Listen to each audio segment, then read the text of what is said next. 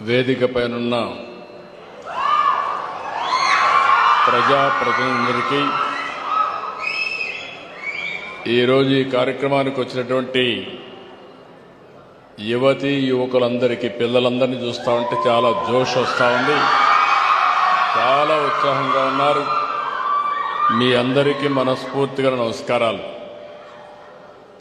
ఈరోజు మన అందరం కూడా ఒక మంచి కార్యక్రమానికి శ్రీకారం చుడుతున్నాం. మన సమావేశమే ఒక మంచి కార్యక్రమం కోసం.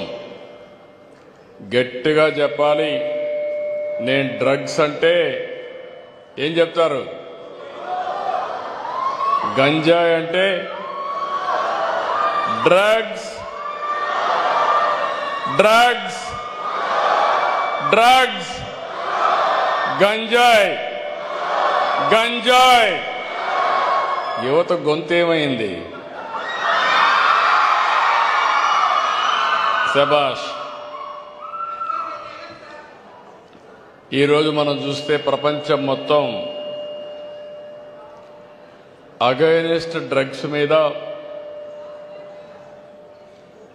అదే మరిగా ఇల్లిసిట్ ట్రాఫిక్ మీద ఒక ఉద్యమాన్ని ప్రపంచం మొత్తం జరుపుకుంటున్నాం.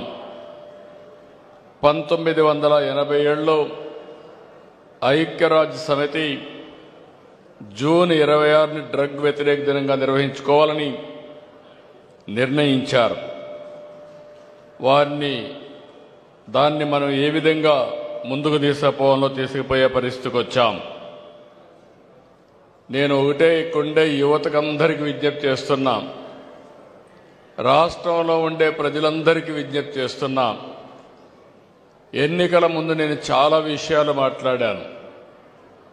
నేను ఒక మాట కూడా చెప్పాను, నేను వస్తానే ఎవరైనా రౌడీలు గాని తోక తిప్పితే తోక కట్ చేస్తానని ఆ రోజే చెప్పాను. నేను లా అండ్ ఆర్డర్లో చాలా సమస్యలు చూశాను. ఆ రోజు మీరందరూ చూస్తే తీవ్రవాద సమస్య. దీనివల్ల ప్రజలకు సేఫ్టీ ఉండదు, ప్రజల జీవితాలన్నీ కూడా అతలాకుతలమవుతాయనే ఉద్దేశంతో నేను ఒక పిలిపిచ్చాను, నేను పోరాడాను. ఇంకొక పక్క రాయలసీమలో ముఠా కక్షలు కుటుంబాల్ని పూర్తిగా హతమార్చే పరిస్థితి. ఆ రోజు సినిమాలు కూడా తీసేవాళ్ళు. నేను ఆ రోజు ఒకే మాట చెప్పాను, ఇక రాబోయే రోజుల్లో ముఠా కక్షలు ఉండడానికి వీలు లేదు అని చెప్పి రాయలసీమలో ముఠాలను అణిచివేసిన వ్యక్తిని, అణిచివేసిన పార్టీ తెలుగుదేశం పార్టీ అని చెప్పి విజ్ఞప్తి చేస్తున్నా. ఇంకొక పక్కన మత విద్వేషాలు రెచ్చగొట్టి తద్వారా రాజకీయ మనుగడ సాధించాలని, సమాజాన్ని అతలాకుతలం చేయాలనుకుంటే ఒకే మాట చెప్పాను, మత సామరస్యాన్ని కాపాడతాం, మత విద్వేషాలు రెచ్చగొట్టే వ్యక్తులకు ఇక్కడ చోటు చెప్పడమే కాకుండా ఈరోజు రాష్ట్రంలో మత సామరస్యం ఉందంటే అది తెలుగుదేశం పార్టీ చూపించిన చొరవ. ఒకప్పుడు రౌడీలు ఉండేవాళ్ళు, గల్లీకి ఒక రౌడీ ఉండేవాడు, వీధికి ఒక రౌడీ ఉండేవాడు. నేను ఒకే మాట చెప్పా, రౌడీ అనేవాడు ఈ రాష్ట్రంలో ఉండడానికి వీలు లేదు. ఆ విధంగా చాలా గట్టిగా ఉంటే రౌడీయిజం కూడా కంట్రోల్ చేశాం. ఈరోజు మీరు చూస్తే అతి పెద్ద సమస్య, ఎన్నికల్లో కూడా నేను చెప్పాను, కడవన్నీ సమస్యలు నేను పరిష్కారం చేస్తాను, కానీ గంజాయికి బానిసైపోయి డ్రగ్కు బానిసైపోతే చాలా ప్రమాదం వస్తుంది. ఒకసారి అలవాటు అయిపోయిన తర్వాత తెలుసో తెలియకో ప్రలోభ పెట్టి కొంతమందిని ఈ విధంగా చెడగొట్టిన తర్వాత వారిని బాగు చేయడం చాలా కష్టమని ఒక మాట చెప్పాను. తల్లిదండ్రులు కూడా చెప్పాను, ఒక్క విషయం మీరు గుర్తుపెట్టుకోవాలి, రాష్ట్రం మొత్తం 5 సంవత్సరాల్లో తెలుగుదేశం పార్టీ అనేక సందర్భాల్లో ఉద్యమాలు చేశాం. ప్రతిపక్షంగా మేము ఉద్యమాలు చేసింది డ్రగ్స్ వస్తున్నాయి, రాష్ట్రం ఒక కేంద్రంగా మారిపోయింది, ఏజెన్సీ ఏరియా చూస్తే గంజాయి పంట పండిస్తున్నారు, ఇది మామూలు పంటగా తయారు చేసుకుని రాష్ట్రాన్ని దేశాన్ని నాశనం చేస్తున్నారు, విశాఖపట్నం కేంద్రంగా చేసుకుని ఒక మంచి ప్రాంతాన్ని దెబ్బతీస్తున్నారు, ఆంధ్ర బ్రాండ్ పోతా ఉందని చాలాసార్లు చెప్పాను. నేను ఆ విధంగా పోరాడితే కడాన ఒక్క సమీక్ష పెట్టలేదు ఆనాటి ముఖ్యమంత్రి, కనీసం ఒక్కసారి ఖండించలేదు. 5 ఏళ్లయింది. యాంటీ డ్రగ్ మూమెంటం మీరందరూ చూస్తే ఇంటర్నేషనల్ డే ఇదే మరికి జరిపేవారు. ఒక్క రోజైనా కార్యక్రమం చేపట్టాడని నేను అడుగుతున్నా. మేము పోరాడితే మా ఆఫీసు మీదకి దాడి పంపించాడు, దాడి చేశారు, తిరిగి కేసులు పెట్టి తెలుగుదేశం పార్టీ కార్యకర్తల్ని జైల్లో పెట్టాలని ప్రయత్నం చేశారు. నేను ఒకటే మీ అందరికీ విజ్ఞప్తి చేస్తున్నాం, ఇది ఒక సమస్య వారసత్వంగా వచ్చింది. నాకు అనేక సమస్యలు వచ్చాయి, కానీ ఇది పెద్ద సమస్య. 10 లక్షల కోట్ల రూపాయలు అప్పులైనాయి. నేను సూపర్ 6 ఇస్తా అన్నాను. ఒకే మాట చెప్తున్నా, ఎన్ని కష్టాలున్నా మళ్ళీ రాష్ట్రాన్ని బాగు చేసే బాధ్యత మాదని ఆ రోజే చెప్పాం. ఇచ్చిన మాట నిలబెట్టుకుంటామని చాలా స్పష్టంగా చెప్పాం. దాన్ని ముందుకు తీసుకుపోతున్నాం. ఈరోజు నేను వచ్చింది ఇక్కడికి డ్రగ్స్ కానీ గంజాయి కానీ పండించే వ్యక్తులు కానీ అమ్మే వ్యక్తులు కానీ ఈ డ్రగ్స్కు అలవాటు పడిపోయి దీన్ని సేవించే వ్యక్తులు కానీ వాళ్ళందరికీ విజ్ఞప్తి చేస్తున్నా, నేను మీ అందరి పైన గంజాయి పైన డ్రగ్ పైన యుద్ధాన్ని ప్రకటిస్తున్నా. ఎవరైనా అడ్డం వస్తే తొక్కుకుంటా పోవడం తప్ప ఎవరిని వదిలిపెట్టను. ఈ విషయంలో మనందరం గుర్తుపెట్టుకోవాల్సిన అవసరం ఉంది. 5 ఏళ్లలో మీరు చూశారు. ఇప్పుడే ఎమ్మెల్యే గారు ఒక మాట చెప్పారు, స్థానిక శాసనసభ్యుడు. ఏ నాయకుడైనా రాజకీయాల్లో ఉండే వ్యక్తులు ఆదర్శంగా ఉండాలి.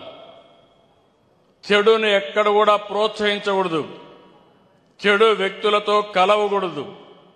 అలాంటిది ఒక గంజాయి బ్యాచ్, రౌడీ షీటర్ పోలీసుల మీద దాడి చేస్తే పోలీసులు అతన్ని ఎక్కడికక్కడ పోలీసుల డ్యూటీ కంట్రోల్ చేయాలి.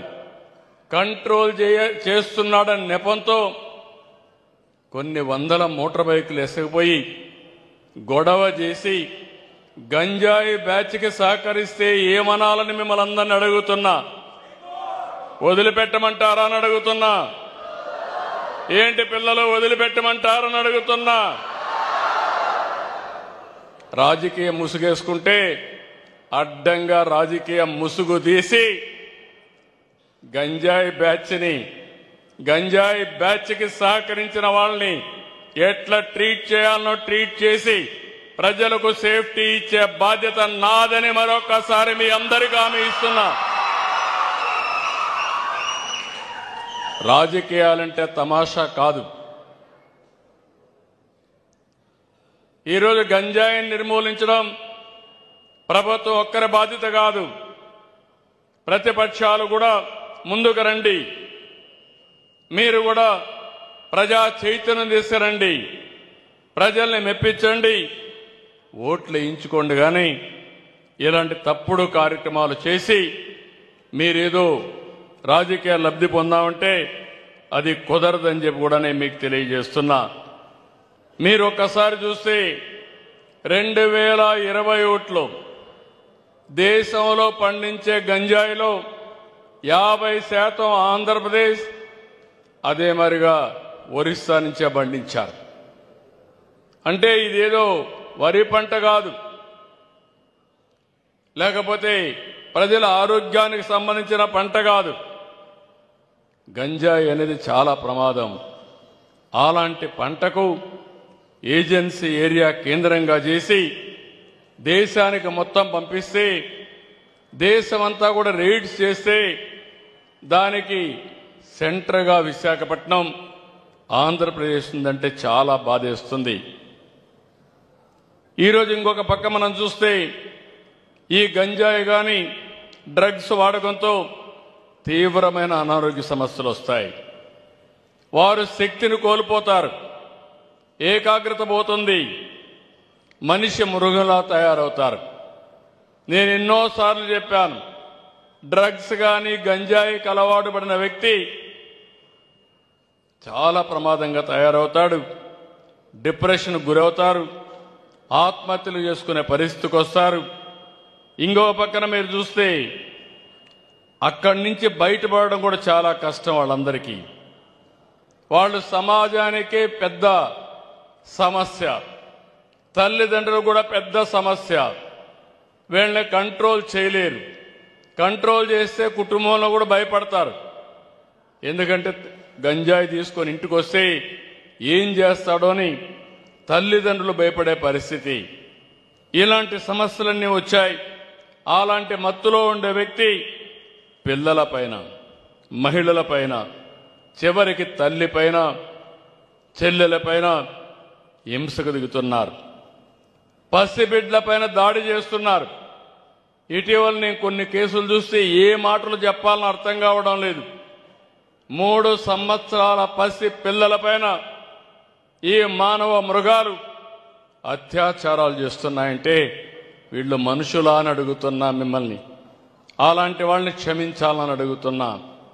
నేను అందుకే ఒక మాట చెప్పాను, ఇప్పుడే హామీ ఇస్తున్నా, ఈరోజు కూడా హెచ్చరిస్తున్నా.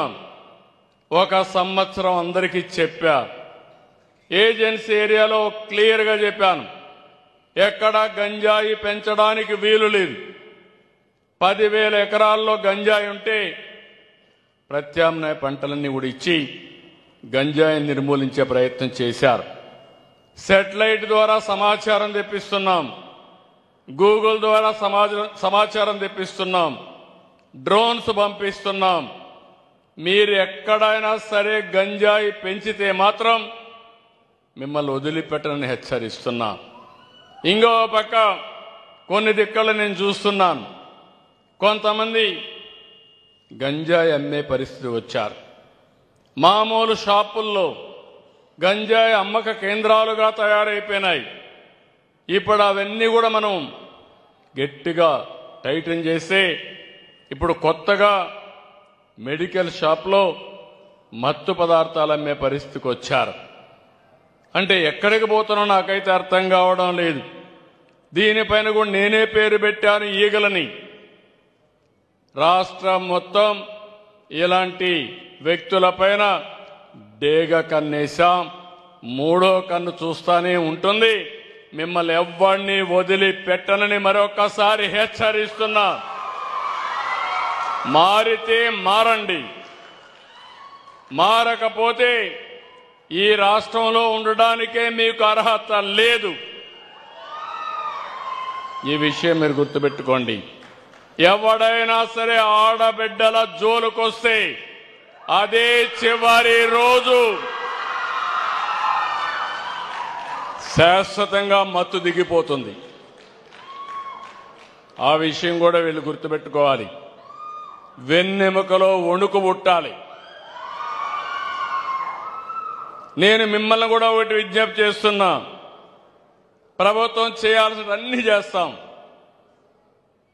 నేను ఒకసారి యుద్ధాన్ని ప్రకటించానంటే మీరు అర్థం చేసుకోవాల్సిన అవసరం ఉంది. అయితే ఇలాంటి సమస్యలు వచ్చినప్పుడు కొంతమందిని మార్చుకోవాల్సిన కూడా అవసరం ఉంది. అందుకే మీరు ఒకసారి చూస్తే పగడ్బందీగా చర్యలు తీసుకుంటున్నాం. ఇంకో పక్క విశాఖపట్నం, రాజమహేంద్రవరం, విజయవాడ, గుంటూరు, తిరుపతిలో ఎన్డీపీఎస్ కేసుల కోసం ప్రత్యేకమైన ఫాస్ట్ ట్రాక్ కోర్టు కూడా పెడుతున్నాం. 26 జిల్లాల్లో నార్కోటిక్స్ కంట్రోల్ సెల్స్ కూడా ఏర్పాటు చేశాం.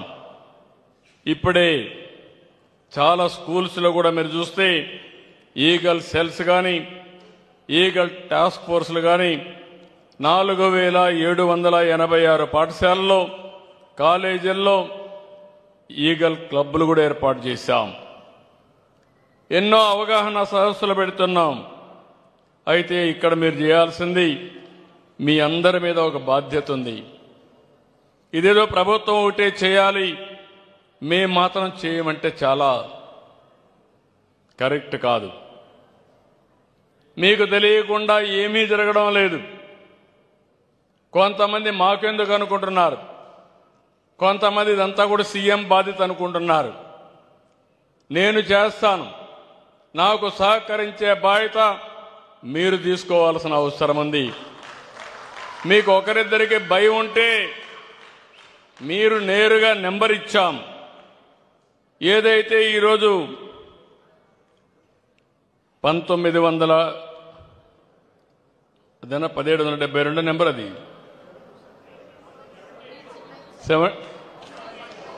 1972. ఎవరైనా భయం ఉంటే మీ పేరు కూడా చెప్పక్కర్లేదు, 1972కు రింగ్ చేసి మీరు మెసేజ్ ఇవ్వండి.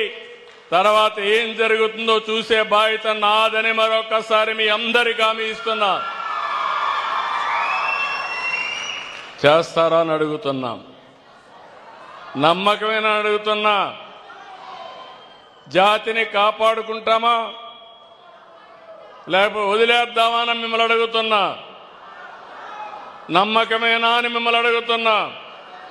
గట్టిగా పోరాడతామంటే చేతుల పైకి చెప్పండి, ఎస్ పోరాడతామని. గట్టిగా చప్పట్లు కూడా చెప్పండి, పోరాడతాం, సాధిస్తాం, విజయం కోసం ముందుకు పోతామని. ఇది ఒక కేసులు పెడితేనే సమస్య పరిష్కారం కాదు. కేసులు పెట్టకపోతే ఇష్టానుసారంగా తయారైపోతారు. ఇప్పుడు ఆస్తులు కూడా జప్తు చేస్తున్నాం. ఇంకా అవసరమైతే అమ్మిన వాళ్ళ ఆస్తులన్నీ కూడా జప్తు చేసి ఈ కార్యక్రమాన్ని ముందుకు తీసుకుపోయేదానికి ఆ డబ్బులు కూడా ఖర్చు పెడతాం. నేను